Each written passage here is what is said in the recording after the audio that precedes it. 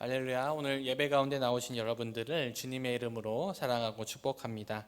오늘 우리가 함께 읽은 본문 말씀을 가지고 보이지 않아도 란 제목으로 함께 은혜를 나눠보려고 합니다. 1839년 영국에서 한 사내 아이가 태어났습니다.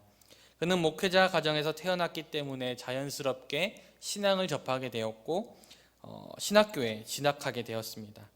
그는 언어에 특별한 재능이 있어서 공부도 잘하였으며 대학 시절에는 최고 금액의 장학금을 받으며 학업을 훌륭하게 마쳤습니다.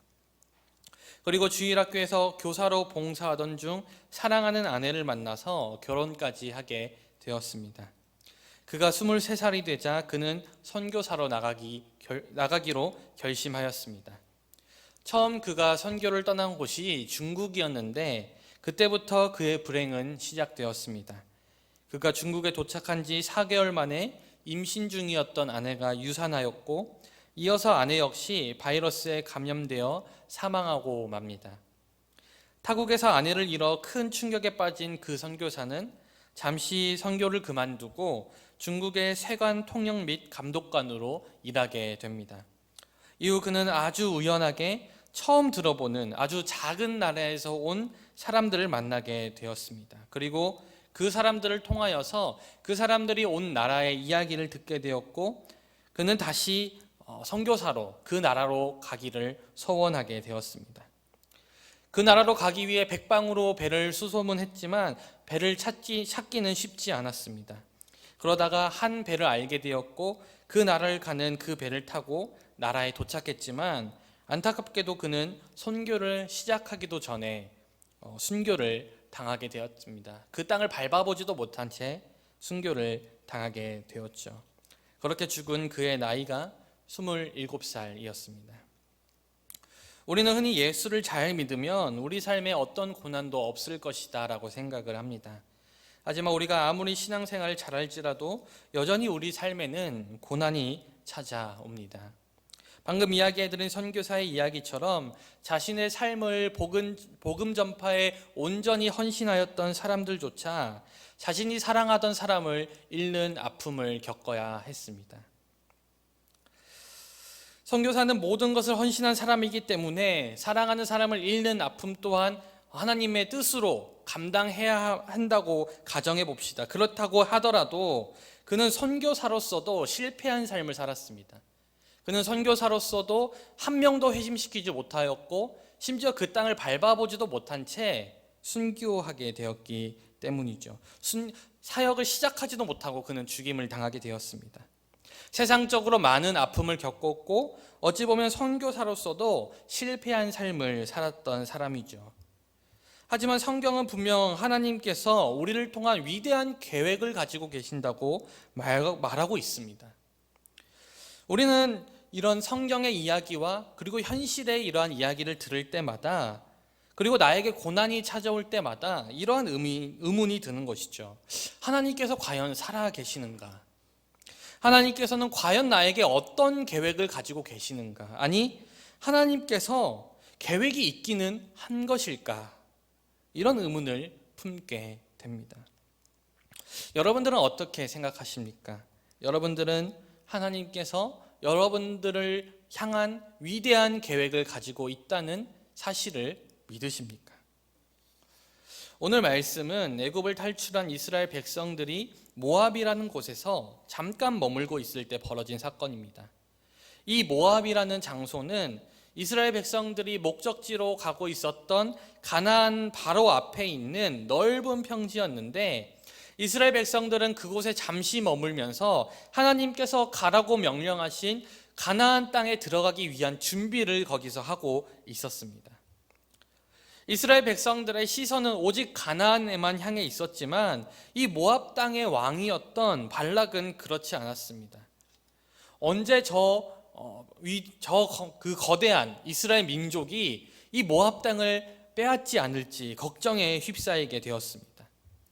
모압 땅까지 이스라엘 백성들이 올 때 수많은 전투를 거쳤고 수많은 전투에서 승리를 하였기 때문에 모압 왕은 그러한 소문을 들어서 익히 이 이스라엘 백성들이 전쟁에 능하다는 사실을 알고 있었기 때문에 그는 이스라엘 백성들과 전면전을 펼쳐서는 승산이 없을 것이라 판단하였습니다. 그래서 한 가지 아주 기발한 생각을 하게 됩니다. 그것은 바로 그 당시에 굉장히 유명했던 선지자 발람이라고 부르는 사람을 초대해서 이스라엘 백성들을 저주하는 것이었습니다. 이 발람의 저주라면 이스라엘 백성들을 무찌를 수 있을 것이라 그들은 확신하였습니다. 그래서 발람에게 사람을 보내서 이 발람을 데려오게 합니다. 모압 왕이 보낸 사람들이 도착하기 전에 하나님께서는 먼저 발람에게 오셔서 말씀하시죠. 너는 그들과 함께 가지도 말고 그 백성을 저주하지도 말라. 그들은 복을 받은 자들이니라. 이러한 하나님의 말씀을 들은 선지자 발람은 모압 왕의 사신들에게 하나님께서 거기로 가기 원치 않으신다며 부름을 거절합니다. 그러자 모압 왕은 두 번째로 발람을 부르면서 그가 와서 이스라엘 백성들을 저주해 주기만 한다면 이 발람이 원하는 모든 것을 다 주겠다고 약속합니다. 그리고 그 약속에 발람은 일어나서 나귀를 타고 모압 땅으로 향하게 됩니다. 그런데 발람이 가는 길에 여호와의 천사가 3번이나 나타납니다. 발람에게는 그 천사가 보이지 않았습니다. 하지만 발람이 타고 가고 있던 이 나귀는 그 천사를 보았어요. 나귀는 처음에 천사를 보고 길에서 벗어나 밭으로 들어가려 하였습니다. 두 번째로 나귀가 천사를 보았을 때 나귀는 천사를 피하기 위하여 돌로 된 담벼락에 몸을 바짝 붙이고 길을 갔습니다. 나귀가 얼마나 몸을 바짝 붙였던지 이 돌 담벼락과 나귀 사이에 발람의 발이 끼게 되었습니다.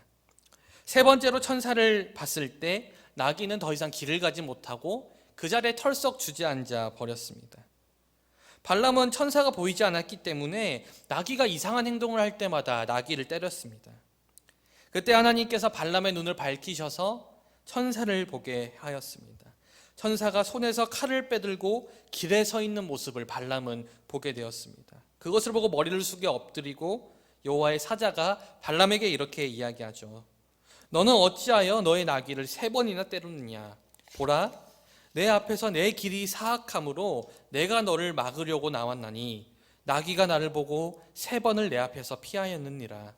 만일 나귀가 피하지 않았다면 내가 벌써 너를 죽이고 나귀를 살렸을 것이다 라고 말씀하십니다.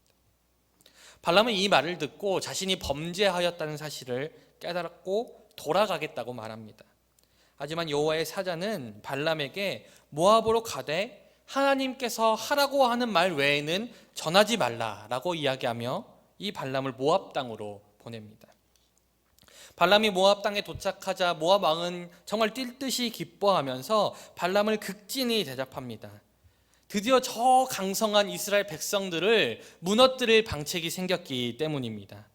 다음 날 아침 일찍 일어나 이 모압 왕은 이스라엘 백성들이 잘 보이는 곳에 발람을 데려가서 이스라엘 백성들을 저주하도록 요구합니다. 하지만 발람은 이스라엘 백성들을 저주하지 않았습니다. 오히려 이스라엘 백성들을 축복합니다. 발람의 축복을 들은 이 모압 왕은 굉장히 기분이 좋지 않았습니다. 그래서 또 다른 곳에 또 다시 이스라엘 백성들이 잘 보이는 다른 장소에 데려가서 다시 한번 이스라엘 백성들을 저주하도록 시킵니다. 그곳에서도 발람은 이스라엘을 저주하지 않습니다. 3번째 장소에서도 마찬가지로 발람은 이스라엘을 저주하기보다는 축복을 하였습니다. 결국 모압 왕은 이스라엘 백성들을 저주하는데 실패하고 말았습니다.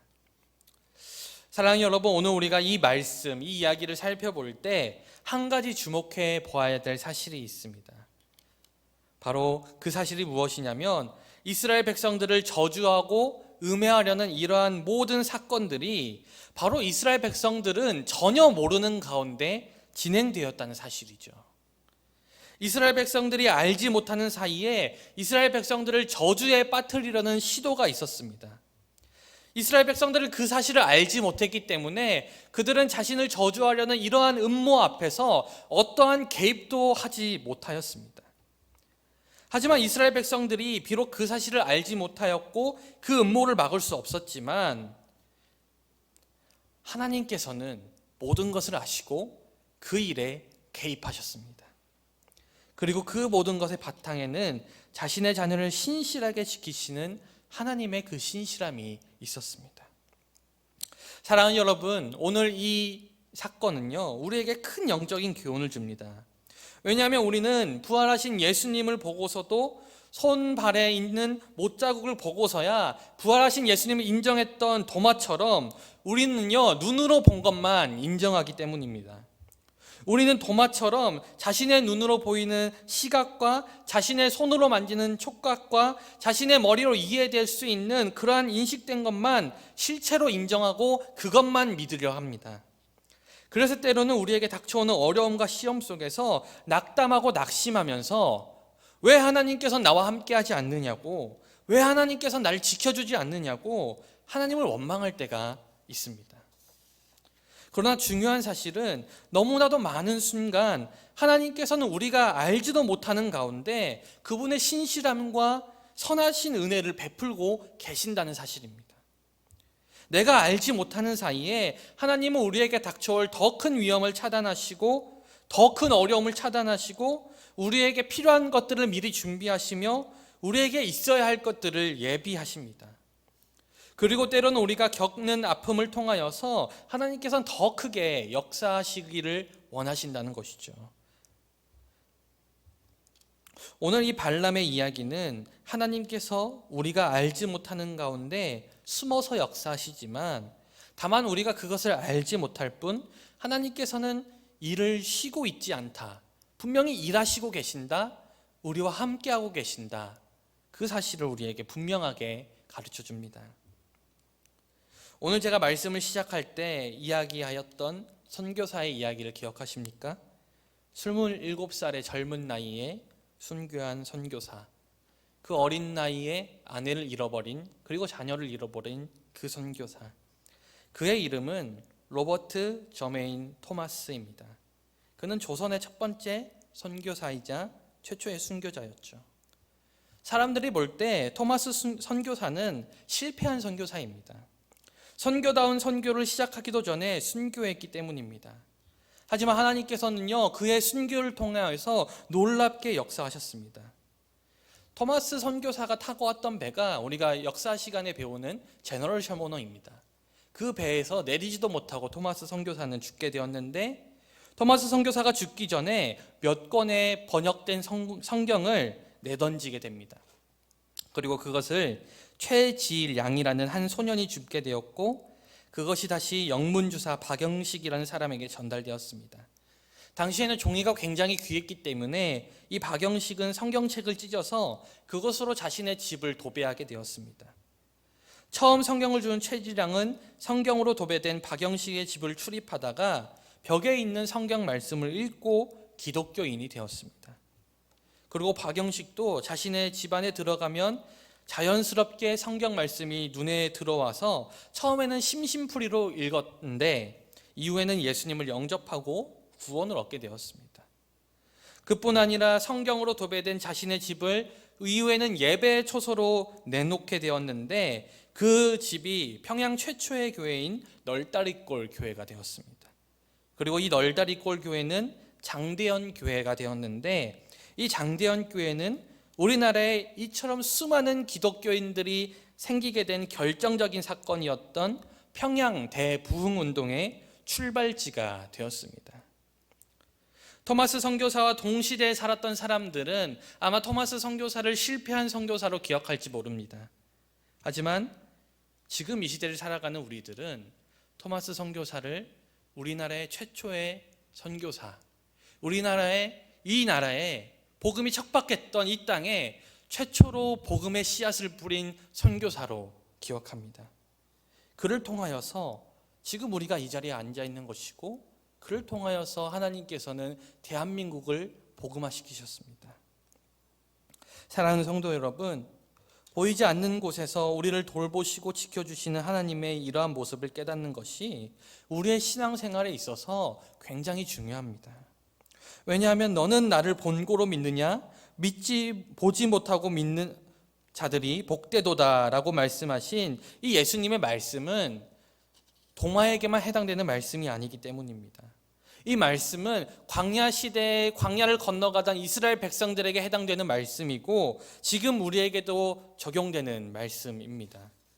그렇다면 여러분, 때로는 우리의 인생 가운데 불편함과 어려움이 있을지라도 실망하지 마십시오.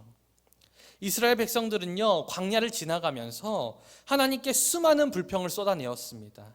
그들이 배고플 때 왜 먹을 걸 주지 않느냐고, 목마를 때 왜 물을 내려주지 않느냐고, 적들이 몰려올 때 왜 하나님께서 지켜주지 않느냐고, 그들은 하나님께 계속해서 불평하고 불만을 쏟아내었습니다.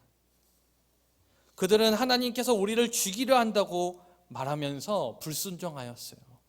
그럼에도 불구하고 하나님께서는 오늘 말씀에서 읽었던 것처럼 이스라엘 백성들이 알지도 못하는 가운데 있었던 그러한 음해와 저주의 시도들을 사전에 차단하시며 그들의 백성들을 보호하고 계셨습니다.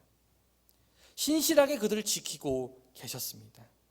그리고 그를 지키기 위하여서 수많은 역사들을 이뤄내고 있었다는 사실을 우리는 기억해야 합니다. 사랑하는 여러분, 혹시 여러분들 가운데 하나님의 살아계심이 느껴지지 않으시는 분들이 계십니까? 하나님이 마치 우리를 지켜주고 있지 않는 것처럼 느끼시는 분들이 계십니까? 나를 향한 하나님의 계획이 혹시 없는 것처럼 느껴집니까? 하지만 우리가 기억해야 될 것은 내가 그렇게 생각할지라도, 내가 그렇게 느낄지라도 하나님께서는 여전히 우리가 알지 못하는 가운데 우리를 위해 일하시고 계신다는 사실입니다. 사랑하는 여러분, 부디 오늘 말씀을 통하여서 비록 내 눈에 보이지 않아도 지금도 나를 지켜주고 나를 통해 위대한 계획을 품고 계시는 그 하나님께 감사하며 나아가는 여러분 되시기를 주님의 이름으로 간절히 축원드립니다. 우리가 그 하나님의 일하심을 기억하고 하나님의 선하심을 기억할 때 우리가 그것을 알지 못했을 땐 보지 못하였지만 우리가 그것을 알고 보려고 노력하면 얼마든지 하나님의 일하심과 계획하심을 충분히 느낄 수 있을 것이라 저는 확신합니다. 이제 하나님의 계획에 따라서 그 신실하신 하나님의 보호하심에 따라서 정말로 세상 가운데 나아가 빛과 소금의 역할을 감당하는 우리 청년 지체 되기를 주님의 이름으로 간절히 축원드립니다.